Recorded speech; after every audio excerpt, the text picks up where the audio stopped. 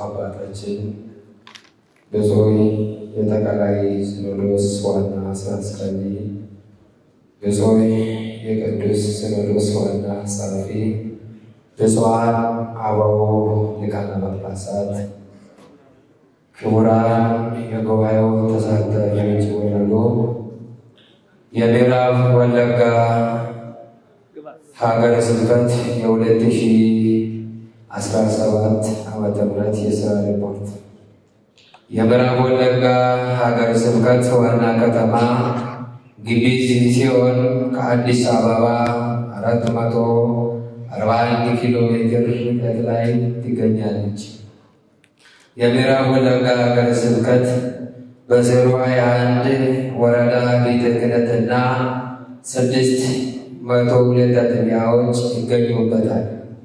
የምዕራብ ወለጋ ሀገረ ስብከት በአሁኑ ጊዜ በብፁዕ አቡነ ሩፋኤል እየተመራ ይገኛል። በዚሁ መሰረት የባጀት ዓመቱን የሥራ ሪፖርት ከሐምሌ 1 2016 እስከ ሰኔ 30 2017 ዓመተ ምህረት ድረስ ያለው እንደሚከተለው እናቀርባለን።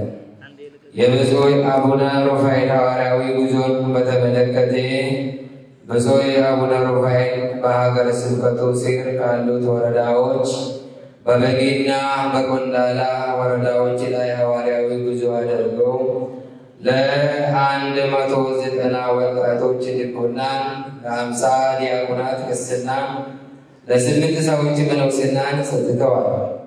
አስተዳደር ክፍል በተመለከተም የምዕራብ ወለጋ ሀገረ ስብከት አስተዳደር ክፍል በባጀቱ ዓመት 307 ደብዳቤዎች ወጪ አድርጎ 90 ደብዳቤዎች ተቀብሎ ለ70 ገቢ ደብዳቤዎች መፍትሄ በመስጠት 20 ደብዳቤዎች ደግሞ ለሚመጣው ባጀት ዓመት አስተላልፈዋል። በተጨማሪም ከ2 ዓመታት በፊት በተከሰተው ችግር ምክንያት ቤተክርስቲያን መዋቅሮች ሆነው የነበሩት 19 ወረዳዎች በየወረዳው በመገኘት ስለ ቤተክርስቲያናችን አስተዳደራዊ ሂደት ግንዛቤ በማስጨበጥና በመስማማት ወደ መዋቅር መልሷል።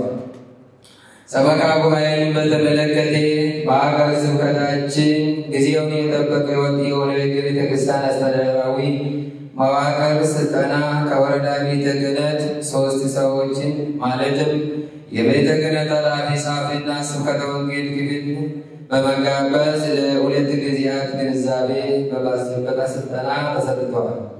በብፁዕ አቡነ ሩፋኤል መመሪያ ሰጭነት በሀገረ ስብከቱ ስር ካሉት በሃሮ ወረዳ ቤተ ክህነት ሥርዓተ ቤተ ክርስቲያንን በጠበቀ ሁኔታ አንድ የአብነት ትምህርት ቤት በመክፈት ለአሁኑ 120 ተማሪዎች በመመልመል 3 መምህራንን መድቦ ትምህርተ ሃይማኖትን እያስተማረ ይገኛል።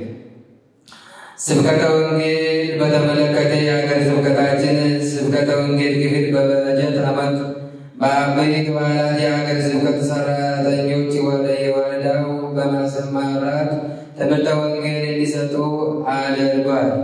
የሰንበት ትምህርት ቤት ክፍል እንቅስቃሴን በተመለከተ የምዕራብ ወለጋ ሀገረ ስብከት ሰንበት ትምህርት ቤት እንደ ሰበካ ጉባኤ ክፍል ሁሉ ቅድስት ቤተ ክርስቲያን ባለችበት ቦታ የነቢያዋን ቤተ ክርስቲያን የሚረከቡ መንፈሳዊ ወጣቶች በየአጥቢያው በመደራጀት አገልግሎቱ